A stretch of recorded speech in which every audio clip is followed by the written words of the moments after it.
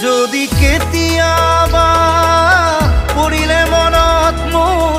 আবেলি নদীৰ পাৰত আকাশৰ তৰাৰ মাজত আৰু বিচাৰি পাবা তোমাৰ বুকুৰ মাজত প্ৰতিলিপি ডায়েৰীৰ পাতত তোমাৰ উশাহৰ গহনা